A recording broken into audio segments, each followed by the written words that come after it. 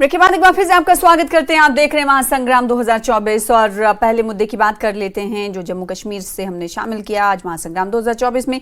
वो ये कि जम्मू कश्मीर में विपक्षी दल खासकर गुपकार अलायंस में शामिल नेता अनुच्छेद 370 पर अपनी लड़ाई जारी रखना चाहते हैं। अभी हाल ही में आपको पता है कि नेशनल कॉन्फ्रेंस के अध्यक्ष डॉक्टर फारूक अब्दुल्ला ने कहा था कि वो सुप्रीम कोर्ट में समीक्षा यानी रिट याचिका दायर करने की संभावनाओं को तलाश रहे हैं। इसको लेकर वो दिल्ली में कानून के जानकारों के साथ बैठक भी कर चुके हैं। अब एक और पार्टी और एक और नेता की तरफ से ऐसा इजहार ख्याल किया गया है। अब सीपीआईएम नेता मोहम्मद यूसुफ तारिगामी ने भी घोषणा की है कि वो फैसले के खिलाफ रिट याचिका दायर करेंगे क्योंकि उनका मानना है कि सुप्रीम कोर्ट का फैसला नियमों के मुताबिक नहीं है। उधर बीजेपी ने इस मुद्दे पर विपक्षी दलों पर कटाक्ष किया है और उन्हें सलाह दी है कि वो इसे भूल जाएं और अब अन्य मुद्दों पर राजनीति करें। आज इसी मुद्दे पर जानेंगे दो खास मेहमानों से उनकी राय, लेकिन सबसे पहले आपको आइए बयान सुनाते हैं। होने के नाते मुझे आईन ने, अदालत आलिया ने कई जजमेंट्स में ये फैसला दिया है कि मैं अपनी बात भी रख सकता हूँ, अपनी राय रखने का मुझे हक मिला है। और वो राय क्या है कि हम इंसाफ मांगने के लिए गए जम्मू कश्मीर के अवाम के लिए, वो इंसाफ हमें इस फैसले से मिला नहीं और इसी वजह से हम बदस्तूर कोशिश करते रहेंगे ताकि हमें इंसाफ मिले। वो जो हमें कॉन्स्टिट्यूशन ने दिया वो बहाल हो, यहाँ के अवाम को अपना स्टेटहुड वापस मिले, ये हमारी मांग रहेगी।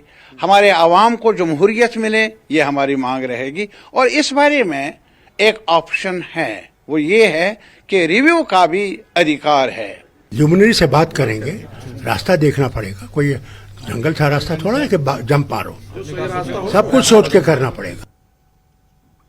तो ये दो नेताओं की आप बात सुन रहे थे। ये पहले फारूक अब्दुल्ला ने मीटिंग की बैठक की तलाश करने की राह की बात कही कि अनुच्छेद 370 की वापसी का कोई रास्ता है तो उसे वो तलाश करेंगे, और दूसरा आप सीपीआईएम की तरफ से ये बात कही गई। इसी मुद्दे पर करेंगे चर्चा। हमारे साथ दो खास मेहमान जुड़ रहे हैं। अब्बास राठर साहब हैं जो सीपीआईएम लीडर हैं, आपसे कुछ देर बाद हमारे साथ होंगे। आरिफ पठानिया साहब और रणबीर सिंह पठानिया साहब हमारे साथ मौजूद है, भारतीय जनता पार्टी के प्रवक्ता हैं। आपका स्वागत करते हैं इस डिबेट का हिस्सा बनने के लिए। अब्बास राठर साहब हमारे साथ इस वक्त टीवी स्क्रीन पर नजर आ रहे हैं, सीपीआईएम नेता हैं, आपका भी स्वागत करते हैं। अब्बास साहब, सबसे पहले आपसे शुरुआत करना चाहेंगे वो ये कि नेशनल कॉन्फ्रेंस के बाद अब सीपीआईएम ने आखिर क्या सोचा, क्योंकि आपसे कुछ देर पहले हम सीपीआईएम नेता मोहम्मद यूसुफ तारिगामी रद्द-ए-अमल भी सुन रहे थे। उन्होंने सीधे तौर पर कहा कि कुछ ऐसी चीजें हैं जो कानून उनको अधिकार देता है और उसी के लिए वो आगे बढ़ना चाहते हैं, रिव्यू के हवाले से फैसला लेना चाहते हैं।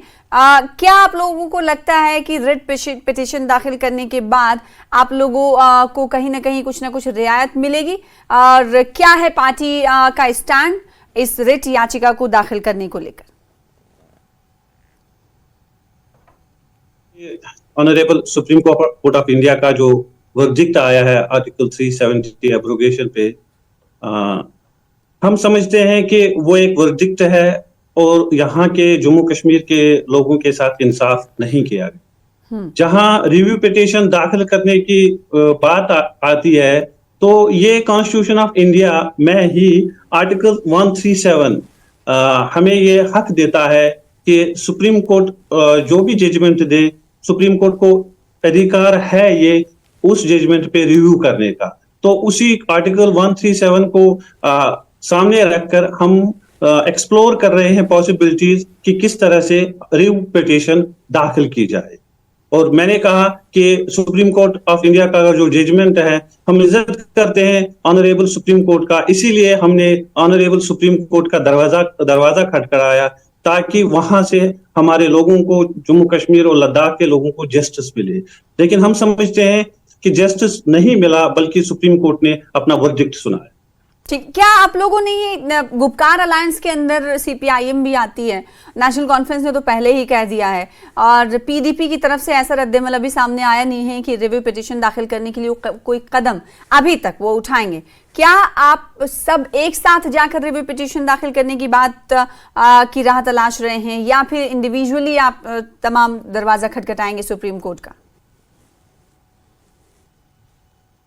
अगस्त 2019 को आर्टिकल 370 को एब्रोगेट किया गया। उसके बाद सीपीआईएम की तरफ से मोहम्मद यूसुफ तारिगामी ने एक रिट पिटीशन दायर की। वो पार्टी की तरफ से रिट पिटीशन थी और writ petition against the abrogation of article 370 था। जी। तो उसी तरह से फिर नेशनल कॉन्फ्रेंस ने भी, उसी तरह से एएनसी ने भी, और उसी तरह से बहुत सारे यहाँ के जो पॉलिटिकल लीडर्स है, सोशल एक्टिविस्ट है, उन्होंने रिट पिटीशन दायर की।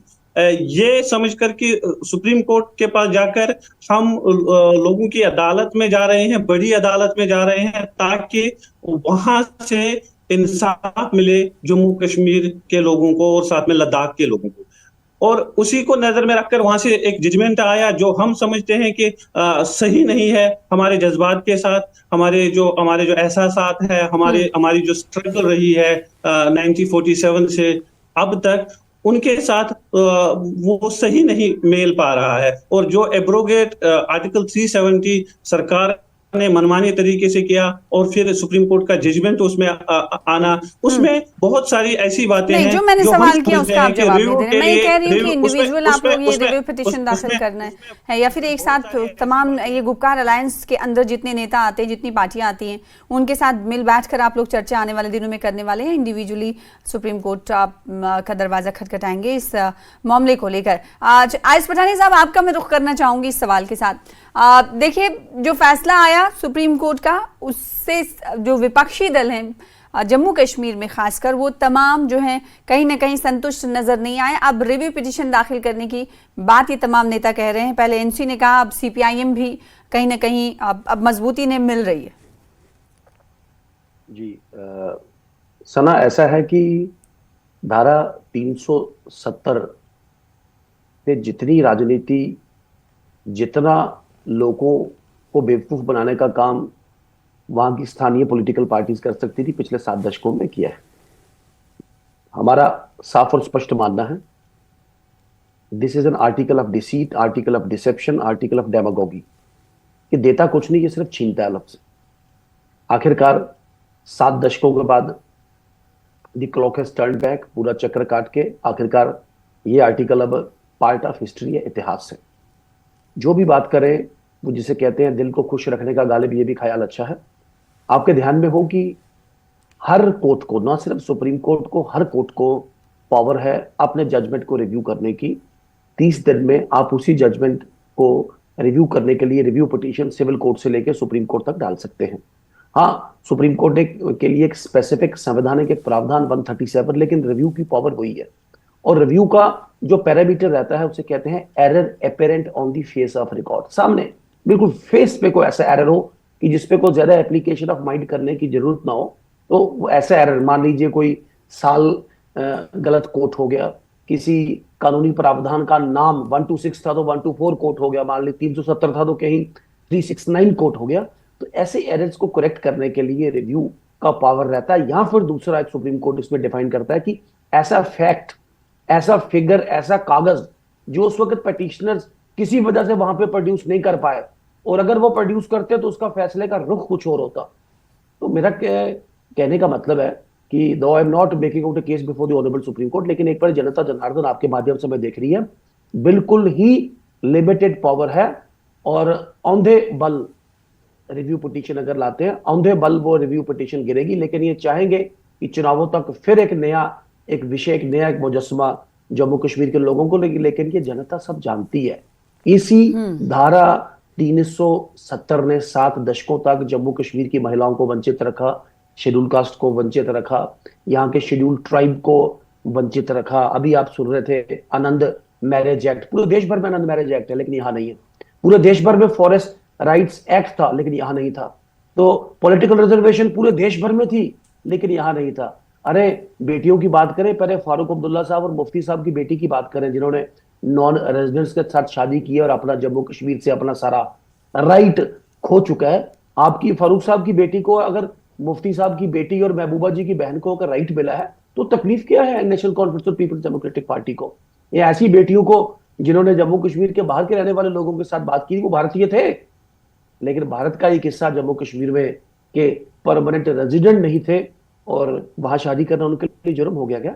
तो हमारा फिर इसमें साफ और स्पष्ट मानना है धारा 370 इतिहास, अब इस पे राजनीति नहीं होगी, no it's no more political issue. तो आपको वही कहना है जो इसमें भारतीय कौन जनता कोई- पार्टी अक्सर कहती हुई आई है सुप्रीम कोर्ट के फैसले के बाद कि अब ये इतिहास की बात है, तारीख की बात है, इसे दोबारा निकालने की कोशिश सिर्फ और सिर्फ राजनीति करना ही। अब्बास राठौर साहब, जो आप लोग कोशिशें कर रहे हैं उसमें भारतीय जनता पार्टी सीधे तौर पर एक तो ये कह रही है कि रिव्यू पिटीशन बहुत लिमिटेड रिसोर्सेज के तौर पर उसे देख रहे हैं, और दूसरा ये कह रहे हैं कि आप रिव्यू पिटीशन लेकर तो जा रहे हैं लेकिन औंधे मुंह गिरेंगे, और सिर्फ ये जो कोशिशें आप विपक्षी दलों की तरफ से जो की जा रही हैं वो सिर्फ और सिर्फ जनता के लिए, आवाम के लिए एक छलावा है।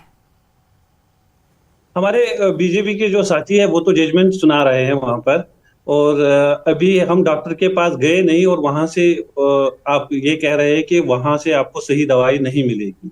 तो हमारा मानना यह है कि हमें डॉक्टर के पास जाना है, और वहां जाकर ही हम देखेंगे कि हमारा डॉक्टर जो है वो सही है कि उसकी जो दवाई है वो असर करेगी कि नहीं करेगी। और इसके साथ साथ मैं ये कहना चाहता हूं कि अभी मेरे दोस्त ने यहाँ पर कहा कि आनंद मैरिज एक्ट जो जम्मू एंड कश्मीर में लागू हुआ है, मैं अपने दोस्त से ये कहना चाहूंगा कि ये जो मिसलीडिंग नैरेटिव जो बिल्डअप हो रहे हैं कि ये सब कुछ नहीं हो पा रहा था जस्ट बिकॉज कि हमारे यहाँ पर आर्टिकल 370 था, और इसके एब्रोगेशन के बाद ही ये सब कुछ अब मुमकिन है। मैं बताना चाहता हूं कि हमारे जो टिल 2019 तक 42 अमेंडमेंट्स, कॉन्स्टिट्यूशनल अमेंडमेंट्स हुई है आर्टिकल 370 के होते हुए जम्मू कश्मीर में। और रिसेंटली जब इनका इत्तेहाद था पीडीपी के साथ, वहां पर जीएसटी जो लागू किया गया है, वन टैक्स पूरे मुल्क में जो लागू किया गया वो जम्मू कश्मीर में भी लागू किया गया। कहने का मतलब ये है कि ऐसा नहीं है कि आर्टिकल 370 हर चीज को रोकता था और फिर आगे काम करने नहीं देता था। बात वही पे आती कि सरकार क्या करना चाहती है, उसकी प्रायोरिटीज क्या है। तो ये टेररिज्म को भी आर्टिकल 370 के साथ जोड़ते हैं, और मैं समझता हूं कि अब सुप्रीम कोर्ट की भी मोहर लग गई है आर्टिकल 370 एब्रोगेशन के। तो अब तो अभी जो रिसेंटली जो वाक़ा पुंछ में हुआ, राजौरी में हुआ, वहां पे वो वाक़ा नहीं होना चाहिए था। और ये जो हालात पैदा हुए 1989 तक ये हालात नहीं थे, उससे पहले हालात बड़े अच्छे थे। क्या उससे पहले भी टेररिज्म था? हमें इन चीजों पे जाना चाहिए कि क्यों ऐसे वाक़ात हुए और क्यों टेररिज्म को बढ़ावा मिला। समझना चाहूंगी कि जो बीजेपी ये बात कह रही है, एक चीज मैं समझना चाहती हूँ आपसे कि बीजेपी को ये लग रहा है कि ऐसा कुछ होने वाला है नहीं, रिव्यू पिटीशन के बाद भी आप औंधे मुंह गिरेंगे, क्योंकि सुप्रीम कोर्ट की तरफ से ये कह दिया गया कि केंद्र सरकार का जो फैसला था वो सही था, सही वक्त पर फैसला जो लिया गया था, सुप्रीम कोर्ट की तरफ से ये बातें कही गई हैं। तो क्या ये माना जाए भारतीय जनता पार्टी की तरफ से जो राय जाहिर की जा रही है कि सिर्फ और सिर्फ आप इस मुद्दे को जिंदा रखने के लिए ऐसी कोशिशें कर रहे हैं, जो आवाम है उनका ये भी कहना है कि वो देख रही हैं, तो वहां की आवाम को कहीं ना कहीं गुमराह तो नहीं कर रहे हैं ये तमाम विपक्षी दल? हो तो कुछ पाएगा नहीं, क्योंकि सुप्रीम कोर्ट मुल्क की सबसे बड़ी अदालत का ये फैसला है, उसके बावजूद आप लोग कोशिश कर रहे हैं। मैं मानती हूँ कि कानूनी गुंजाइशें हैं जिसका आप सब लोग इस्तेमाल कर रहे हैं। आप तो ये ब्लेम कर सकते थे यहाँ की पॉलिटिकल पार्टीज के, लेकिन आपने देखा होगा कि हमारे जो जस्टिस है, सुप्रीम कोर्ट के जस्टिस रहे मदन लोकर, उन्होंने तो साफ साफ ये कह दिया कि मुझे लगता है कि जो जजमेंट है इट्स एरियर जजमेंट और यहाँ पर रिव्यू करने की अशद जरूरत है। उन्होंने तो ये कहा कि जब ये कहा गया कि कॉन्स्टिट्यूशन ऑफ इंडिया अप्लाई होता है in full to the state of Jammu and Kashmir, तब तो ये अमेंडमेंट लाने की कोई जरूरत ही नहीं थी। जब वो फुल्ली अप्लाई होता था तब ये अमेंडमेंट लाने की क्या जरूरत थी? और ये एक तरफ फैसला और दूसरी तरफ दूसरे जज की बातें भी ये सामने कोट कर रहे हैं आर.एस. पठानिया साहब, तो उस पर भी तो देखने की जरूरत है ना। वो भी वो इतना बड़ा इंसान, इतना बड़ा शख्स और पद पे रहा एक शख्स ऐसी बातें जब कह रहा है तो जाहिर सी बात है उसमें न उसकी तरफ भी तो गुंजाइश पड़ती है, बचती है। पठानी साहब, जी मेरा with due respect to Rathore sahab आपका इंफॉर्मेशन आधा है, इनकरेक्ट है, और इस इनकरेक्ट इंफॉर्मेशन को आप एक राष्ट्रीय चैनल पे कह रहे हैं, लोगों तक भी मिस इन्फॉर्मेशन डिसइंफॉर्मेशन जा रहा है। पहले point number 1, this was never a case. ये कभी हमने केस पुट आउट नहीं किया कि जम्मू एंड कश्मीर में कभी भी केंद्र से कोई भी कानून नहीं आया। By takes and bits, Aahista Aahista करके केंद्र के तकरीबन मेजॉरिटी ऑफ द कानून जम्मू कश्मीर में लगते थे। But at the same time ऐसे कानून जिससे जम्मू कश्मीर के लोगों की बहबूदी तरक्की में एक नया चैप्टर लिखा जा सकता था, उसको यहां की पॉलिटिकल एस्टेब्लिशमेंट ने नहीं आने दिया। पूरे देश का पार्लियामेंट जब अपनी विजडम में को कानून बनाता था, मैंने कोट किया फॉरेस्ट राइट्स एक्ट, मैंने कोट किया। नहीं, आपने इसका जिक्र भी नहीं किया जो सवाल उन्होंने आखिर में उठाया कि जब दूसरा एक उस ओहदे पर फायज मैं उसी पे आता हूँ सना जी। ऐसा है जल्दी से, टाइम नहीं है ना एक्चुअली। मदन लॉकूर जी कुछ कह रहे हैं, फाली नरीमन कुछ कह रहे हैं, रोहिंटन नारिमन जी भी कुछ उसमें ऐसी बात कह रहे हैं। आप सुप्रीम कोर्ट के कॉन्स्टिट्यूशन बेंच के जजमेंट को पढ़ें, और सुप्रीम कोर्ट का नॉट आपके ध्यान में ले आओ, कुछ साथियों को पता, जिनको नहीं पता उनको ध्यान में लो, it is not an ordinary judgement. Supreme court बड़े बड़े विषयों पे उसका संवैधानिक पीठ का जजमेंट है।